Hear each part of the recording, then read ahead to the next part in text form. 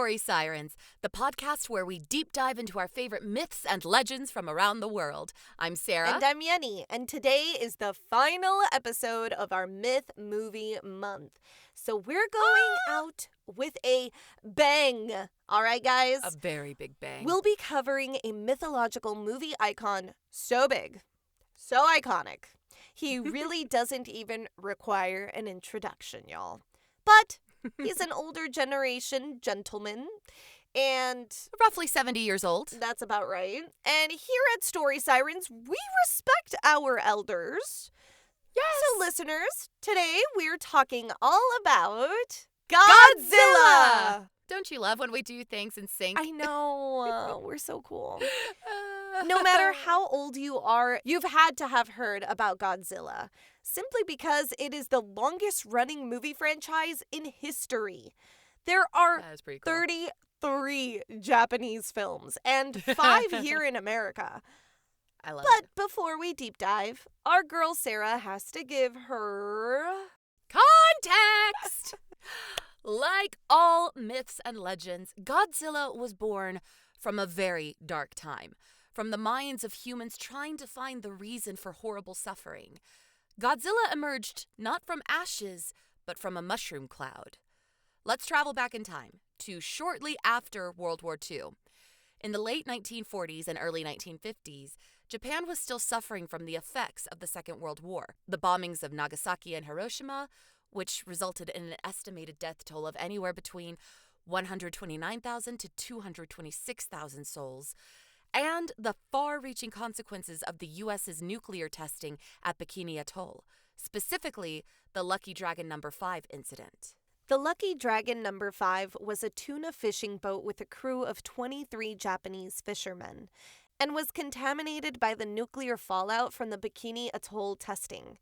All members of the crew suffered from acute radiation sickness, with one crewman dying from it. So with all of that in mind, Japan had destruction and nuclear chaos on the brain. Then, in 1954, Gojira debuted to Japanese moviegoers. The name Gojira came from a portmanteau of the Japanese word for gorilla and whale, and the name would later be changed to Godzilla for distributions to Western audiences. The film was produced by Toho Pictures and starred Akira Takarada, Momoko Kochi, Akihiko Hirata, and Takashi Shimura, with iconic music by Akira Ifukube. The story followed the titular giant, radioactive monster, known as a kaiju, as it destroyed buildings and brought fear. But it wasn't just a simple monster mayhem movie. It was a cultural counterbalance. In the film, Gojira/Godzilla was awakened by atomic bombings and had risen from the ocean depths to confront humanity's hubris for daring to create something so powerfully destructive. The director of Gojira, Ishido Honda, described Gojira as the embodiment of nuclear devastation. Gojira/Godzilla was designed combining the features of a T-Rex, Stegosaurus, gorilla, and iguanodon. His skin was made thick and textured, similar to an alligator or crocodile, in an effort to evoke the visual effect of radiation burns. Poor Godzilla. And also, Toho Pictures has taken control of all of the movies of Godzilla. So all 33 films are from Toho Pictures. And I think they even copyrighted it. Like, it's theirs. Godzilla is theirs. Toho owns Godzilla. And we'll get into that a little bit because, you know, as Yenny mentioned, we have 33 films by Japan and then a few extra ones from America. And Toho has some opinions about those. Yes. Now, as we were discussing with the description of Godzilla, how his appearance was designed and everything, this correlates with the quote, "Kaiju cinema is more than just spectacle. It is a cultural mode of expression born from trauma and transformed by transnational exchange." This quote comes from the York St. John University film professor Stephen Rawl in his article, Godzilla at 70, Time for Kaiju Studies. In the 1954 film, humanity's trauma is echoed by Godzilla's trauma in the monster's iconic roar, which was also designed by the movie's music producer Akira Ifukube. Godzilla isn't just a really cool-looking dinosaur with laser breath. I mean, he is, but there's more. He is, but we can't reduce him to just that. No. That would be missing the point of Godzilla. Exactly. He's a symbol of destruction, a bringer of balance to nature, and an unstoppable force, quite literally. In some iteration of the franchise, he is a creature deformed and mutated by the nuclear radiation, mirroring the long-lasting consequences humans and the land endured from radiation. He is suffering and tragedy and pain and fear made into a terrible god, a way to cope with lasting horror in a mythological manner. He is something to fix our attention to. He's a coping mechanism, basically. Yeah. As time passed, Godzilla evolved in Japan from a bringer of destruction to a more protective entity. In the 60s and 70s, Godzilla's movies showed him defending humanity against other kaiju, including King Kong, Mothra, Ghidorah, aliens, robots, and sea monsters. One film even features him saving the world alongside his son. Oh, yeah.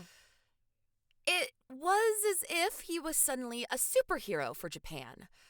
Redditor @MonsterPriestess wrote in one of the many Godzilla forums, "He's like a wrathful god who got a PR makeover in the 70s, which honestly spot on. Yeah. The further Japan moved away from the events of the 1940s, the softer Godzilla's violent edges became.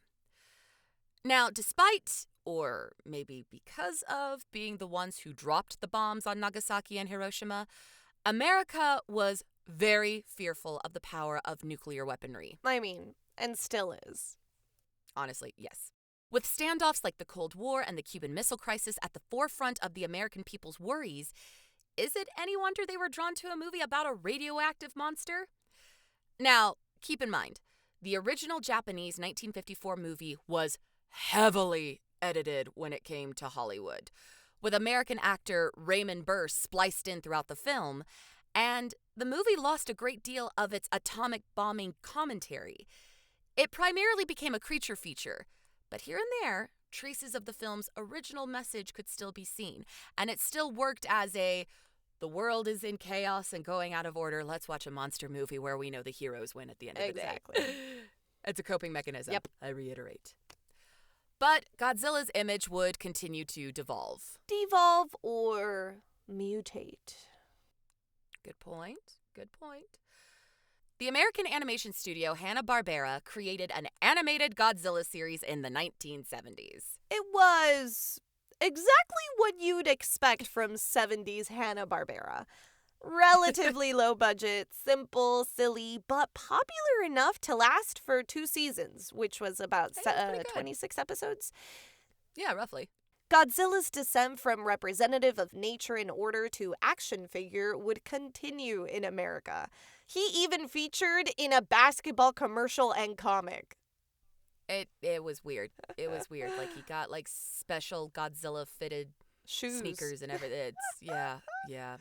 But then, as if it couldn't get any worse, the 1998 dreaded American Godzilla film, starring Matthew Broderick and Maria Patillo, came into existence.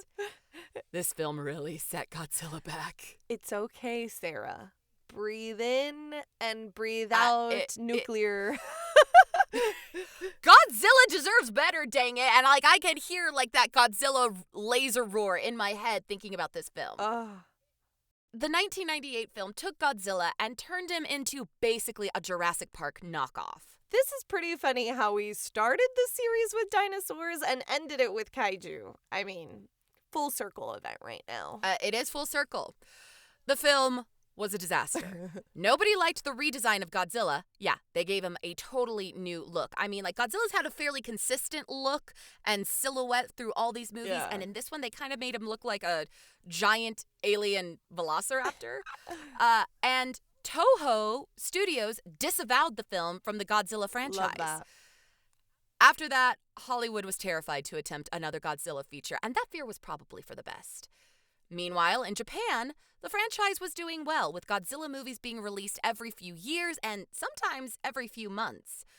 But by 2004, Toho announced that Godzilla would be taking a break, and the studio put all Godzilla films on hiatus.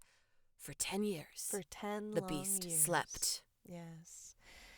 In 2014, Legendary Pictures released the film Godzilla, starring Aaron Taylor Johnson, Ken Watanabe, Elizabeth Olsen, and Bryan Cranston, and distributed by Warner Brothers and Toho. The film presented Godzilla as a massive, prehistoric apex predator who was lured to Bikini Atoll in an attempt to destroy him with nuclear weapons. Obviously, it didn't work, and instead made him more powerful, which has been done quite often in movies where they blast him with something. He's like, what? Power up? He's like, oh, thank you for the snack. The film did well enough and received generally positive reviews. But what was most important was that the film seemed to signal a return to the origins of Godzilla as an unstoppable, unfathomable creature. Then, in 2016, a new iteration of kaiju came for mankind. We receive the god of all Godzillas with Shin Godzilla, released by Toho.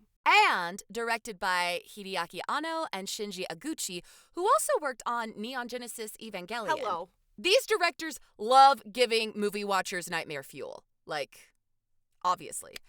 The film was a massive success. It grossed $79 million worldwide and becoming the highest-grossing Japanese film that year to reach Western audiences. It would keep this title until 2023, which is pretty big, when Godzilla Minus One came about. But let's hold on that thought and talk about why Shin Godzilla did so well. In this film, Godzilla transforms not once, not twice, but five times. He's really putting all the magical girls to shame with all of those transformations. Man! As Godzilla transforms, it becomes more humanoid, with hands that seem far too human-like at the end of his short T-Rex-like arms. He also glows red, which, along with the radioactivity he leaves in his wake, reminds the audience of the origins of this kaiju. He looks terrifying, which is great considering almost every scene starring humans is, almost comedic, as the film is, once again, a commentary on humanity, this time focusing on the ineffectiveness of Japanese bureaucracy. But then Godzilla opens his mouth to blast a radioactive beam and, all comedy is gone. Yeah, Sarah, your eyes are gleaming a bit too much. Godzilla is horrifically glorious in this movie and basically unstoppable. At the end of the film, when he is frozen, for he never is fully defeated. He's always either frozen or something. You can't. He's contained. Yeah. He's always contained or something. But just like Ian Malcolm says, chaos theory, you can never be contained. Life finds a way. On his tail, there is humanoid creatures emerging once he's frozen. This could be interpreted as monster coming from man or man from monster. I love that. We destroy ourselves. Oh, so good, Yenny. Oh, thanks. So good. Godzilla's true nature is at the center of this film. It's a return to the origin. All the red tape and paperwork and procedures man can bring about cannot stop a behemoth of nature, a creature that constantly evolves in order to better bring about humanity's destruction. He brings trauma, fear, and the collapse of society. After Shin Godzilla, Toho created the Godzilla Room within the studio, where 14 individuals would study all previous incarnations of Godzilla and come up with guidelines for future films. This was done in an attempt to protect the character's brand and legacy. Which, may I just say, Yenny, how would you feel to be hired on by a studio and just being like your job is to study this franchise, create key patterns and structures? I'm just sitting here going, this sounds like a dream. That's a dream job right there. But then what happens when you finish the films? Then it's no longer a dream job, is it? There's always going to be another film. This is true. You're basically the manager of Godzilla. Oh my gosh. Imagine being the manager of Godzilla. If you It's mess Godzilla- up, It's Godzilla's Bobby. It's Godzilla's Bobby. but if you mess up, Like from K-pop Demon Hunters. Oh, well, you know. you go bye-bye. Godzilla, we all know, is a bit of a diva. Now, apparently, America did not get the memo. Do we about ever? The Godzilla room. No, we don't. We See never. something, we think it's cool. We have no understanding of like the cultural implications of it, and we're like, oh well, look, big monster, go boom. Between 2019's Godzilla King of Monsters disaster, I hated that movie so much, and 2021's Godzilla vs. Kong, the kaiju was back to being a spectacle, while Japan plugged along with animated Godzilla features going onto Netflix. I mean, I feel like Godzilla in America is the same as like the Twister Shark movies or the Sharknado movies. Like, this is what it comes to. Like, America's just like, yeah, go bang, bang, bang, which we'll talk a bit about later. Yeah. But And I mean, as an American, I am fully on board for like a monster flick kind of monster movie. Like, I just give me the popcorn, let me just be like, yeah, destruction. yeah. But that is one of the things that like I've always loved about Godzilla is like Godzilla is a natural consequence. He's a ramification. He doesn't just come out of nowhere. Yeah. In 2023, we're moving along with the timeline. Japan debuted its first feature-length Godzilla film in theaters since 2016's Shin Godzilla. Shin Godzilla brought Godzilla's origins to the forefront of his radioactivity, and Godzilla -1 put Godzilla right back in the center of the heartbreak and horror of post-World War II Japan. We are back in his original timeline. It reminded audiences how deeply tied to human suffering Godzilla was, not just as a creator of human suffering, but as somebody who is in parallel with human suffering. While Shin focused on bureaucratic ineptitude, -1 focused on wartime themes, such as rebuilding in the midst of absolute devastation and survivor's guilt. Godzilla -1 showed audiences that the kaiju could be a cinematic spectacle without losing the core of his identity, the embodiment of unstoppable forces, nature thrown out of balance, and the long-term consequences of war. And of course, the film hinted at the never-ending threat that is Godzilla, how he can never entirely be destroyed. Yes. Even when you think you have defeated him, he still has harmful abilities we mere mortals cannot fully understand, as evident by the contamination marks on the film's heroine at the end of the movie. Sorry, spoiler. Spoiler. The film went on to win the 2024 Oscar for Best Visual Effects, which it highly deserved. Yeah, if you haven't watched it, it's very, very well done. Oh, it's so good. As we established, the Japanese interpretation of Godzilla is completely different from that of the American interpretation. American interpretations of Godzilla have him being an antagonist, which later is developed into sort of like an anti-hero aspect. Yeah, where also he has like this telepathic link with children who are like, oh, he's gonna fight for us. You know. Which I also know, like, that's a thing in King Kong. But yes, there is like this weird like motif of like, oh no, we just need to understand him. He wants to protect humanity. Yeah, I don't think so. He killed your mom. I don't think so. In the Japanese films, there are many that have Godzilla in a protagonist role, even to a certain point having it feel as though he is a victim to humanity's constant obsession with ruling and destroying nature in the process. America has a very bad habit of making Godzilla the star of a popcorn movie, full of special effects and giant explosions, which are great to look at but have no substance. Yeah. Godzilla loses the horror and tragedy of his existence. He lives and suffers as the embodiment of nature corrupted. And while in Japan he is a protagonist, he's meant to punish humanity, which is usually the antagonist. Yes. And let's talk about some of Godzilla's buddies while we're at it, aka the other kaijus.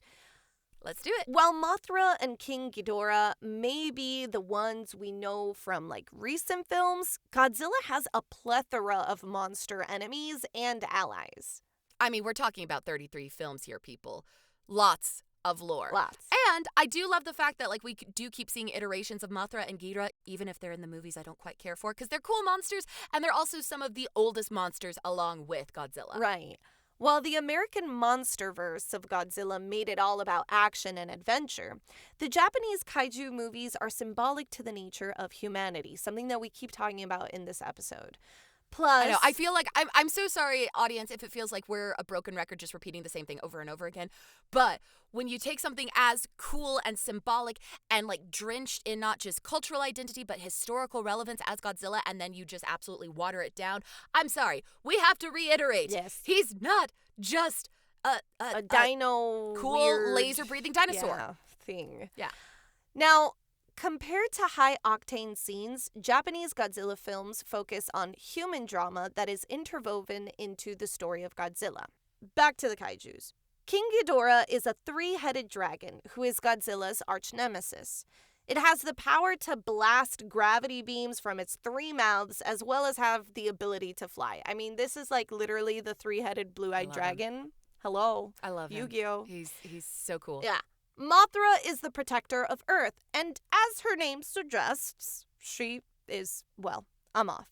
Now, she's a giant moth. She actually has two transformations, one being a larvae and then obviously the moth. Well, in the larvae form, she's actually able to bite the opponents. Now, once she is a moth, she has the power to fly and is incredibly strong. She literally carries Godzilla.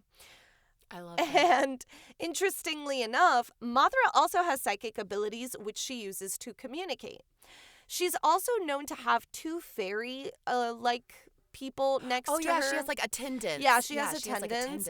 I didn't really discuss it too much this time because I don't recall seeing her have attendants in the American films. She doesn't in the American films, but she is definitely sort of in her original lore. She is much more of a benevolent kaiju. Yeah. And she has kind of this mysticism around her where she is meant to protect all life, whereas Godzilla a lot of times is here to correct a power imbalance. Right. And just like there are two sides to every person, the same goes for kaijus.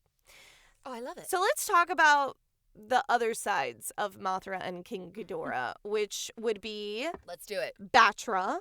I mean, come on. Okay. Mothra, Batra. Okay. Batra. I love it. Obviously, Batra is the opposite of Mothra, and it considers humanity a threat to Earth. So here's the flip, right? Her colors, unlike Mothra's that are white and soft, are dark and ominous. Batra is also capable of flying, but in its larvae stage, it's able to shoot prism beams. So it's kind of cooler than Mothra. Prism beams? Yeah. I love that. That sounds like something straight out of Sailor Moon, and I love it. Destroya, I love it too. Destroya Great name. Is born from Godzilla's past, ready to destroy everything in its wake, just like his name says. I would have never guessed. Yeah. I would have never guessed. No. Just like Godzilla, he has regenerative powers, nuclear beams, and immense physical strength. Also, you guys did not get to see it because I'm cutting it out, but it took me like 2 minutes to say regenerative, so yeah. So, kaiju are very representative of whatever is going on in the culture and society, which I know we have said multiple times, but that is because they exist within this wonderful world known as monster theory. In the field of monster theory, which was introduced to us by Jeffrey Jerome Cohen, the question is asked, what does the monster represent for our society specifically? How do they embody the anxieties of peoples and cultures? There are fields of study of monster theory dedicated to zombies and vampire films. Vampires are often tied to wealth disparity and power imbalances between people groups. Zombies usually with recessions. I mean, there's a very interesting cultural dynamic of when they're becoming popular, like how that's an indicator for things that are going on from the economy to world relations. I mean, it's pretty cool. But we have zombie and vampire fields of study. So why don't we have kaiju studies? Because so far that's not a category within monster theory as a studyable whole.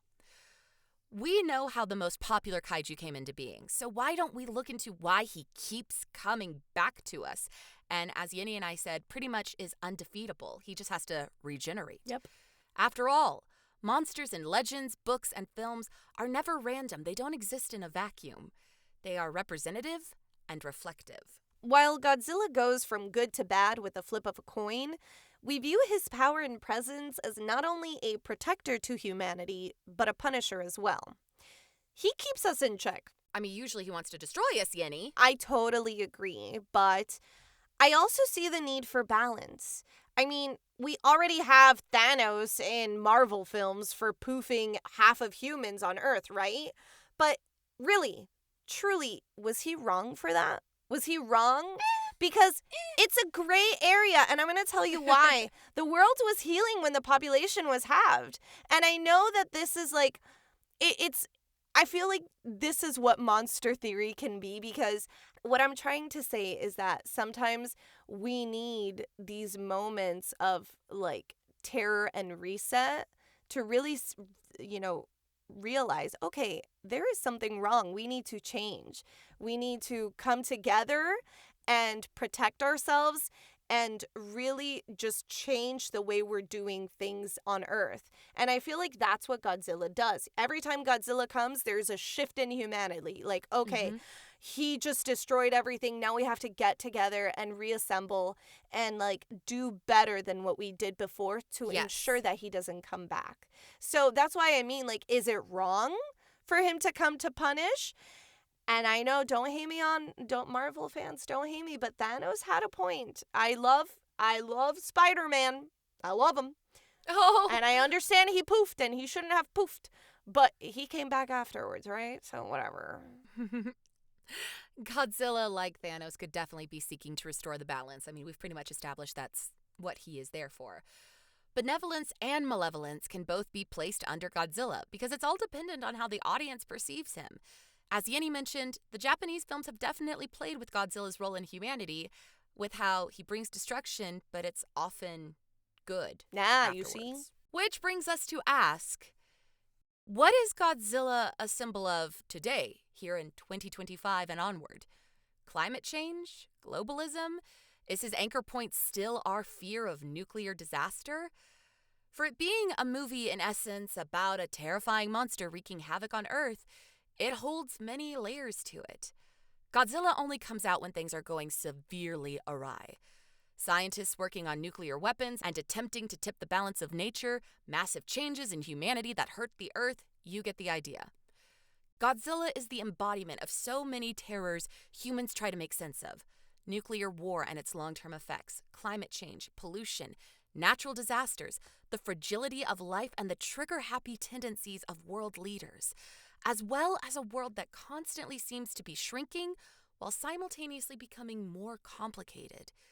He isn't a scapegoat for all of these horrors, but a reminder that we as humans cannot control the world around us. And when we try to bend it to our will, nature will snap back and remind humanity just how small and insignificant it is. But it is in that smallness that humanity is reminded to value life and to seek to preserve it. After all, Godzilla wouldn't even be awake had it not been for disastrous, man-made events that shook the earth and destroyed so many lives. We'll end our deep dive with a note from Stephen Rawl. In a media landscape saturated by monsters, the kaiju remains distinct, a creature of scale, symbol, and socio-political critique. Wow. So let's go on. Yeah, let's go back to being a little happy. We ended this Right. like Godzilla is all about us fucking up. So Well, and I mean, just to again drive home the point. yeah.